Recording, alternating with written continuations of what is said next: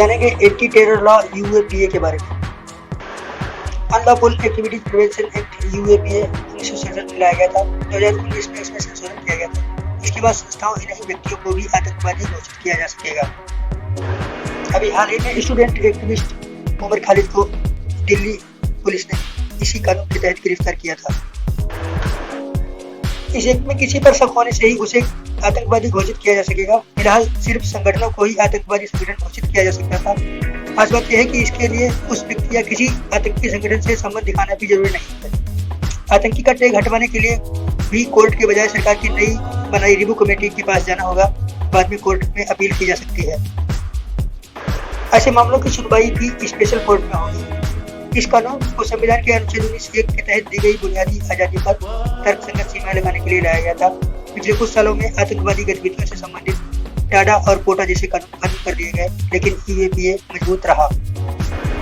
टाडा मतलब terrorism and anti disruptive activities और POTA prevention of terrorism act.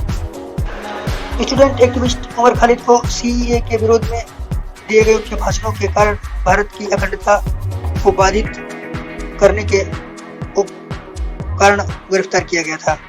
कुछ अन्य लोगों में सफूरा जरगार जो कि जामिया मिलिया की स्टूडेंट है, और इशरत जहां जो कि कांग्रेस म्युनिसिपल कोर्ट की एक मेंबर हैं, उनको भी इसी कानून के अंतर्गत गिरफ्तार किया गया था। बाद में सफूरा जरगार को बेल दे दी गई। हालांकि इन कानून में जल्दी बेल मिलने का प्रावधान नहीं है।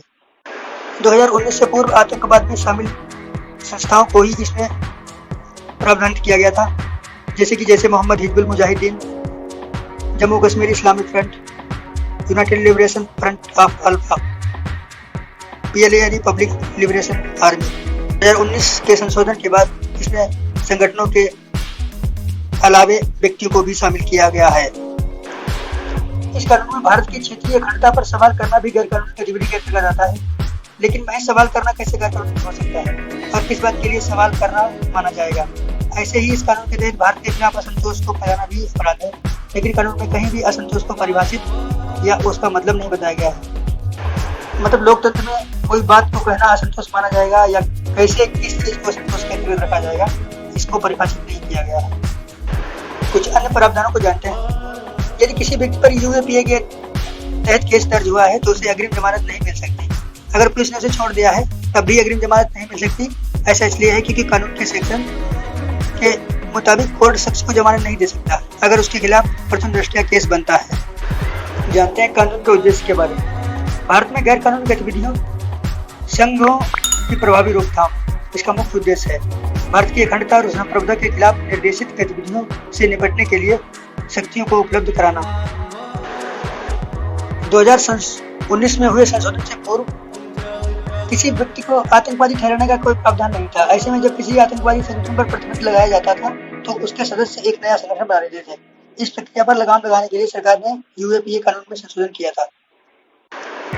यही नहीं, कानून के आधार पर एनआईए को जांच के लिए पहले संबंधित राज्य की पुलिस से अनुमति लेनी पड़ती थी, लेकिन अब इसकी जरूरत नहीं है। हाल में हुए संशोधन के बाद एनआईए को यह अधिकार है कि वो बिना राज्य पुलिस की इजाजत के उस राज्य में कार्रवाई कर सकती है। साल 2020 के फरवरी माह में सीएए यानी नागरिकता कानून के विरोधी और समर्थकों के बीच हिंसा के बाद 24 फरवरी को उत्तर पूर्वी दिल्ली में सांप्रदायिक दंगे भड़क गए थे। इसमें कम से कम 53 लोगों की मौत हुई थी, जबकि 200 के करीब घायल हुए थे। इस घटनाक्रम में कथित भूमिका के आरोप में पुलिस ने जेएनयू के पूर्व छात्र उमर खालिद को यूएपीए के तहत गिरफ्तार किया है। यूएपीए बिल के तहत केंद्र सरकार किसी भी संगठन को आतंकवादी संगठन घोषित कर सकती है यदि इनमें से किन्हीं चीजों में शामिल किया जाएगा। आतंक से जुड़े किसी मामले में उसकी सहभागिता या किसी तरह का कोई कमिटमेंट पाया जाए, आतंकवादी तैयारी करते हुए पाया जाए, आतंकवाद को बढ़ावा देते हुए पाया जाए, यदि आतंकवादी गतिविधियों में किसी अन्य तरह की संलिप्तता हो। इन आधार पर किसी व्यक्ति को आतंकवादी संगठन या व्यक्ति को भी इस आधार पर गिरफ्तार किया जा सकता है। जांच के संबंध में भी एनआईए के पास अब और भी ताकत बढ़ गई है। कानून में हुए संशोधन के बाद अब एनआईए के अफसरों को ज्यादा अधिकार दिए गए हैं। अब इंस्पेक्टर रैंक या उससे ऊपर के अफसर आतंकवाद से जुड़े ऐसे किसी भी मामले की जांच कर सकते हैं। Thank you.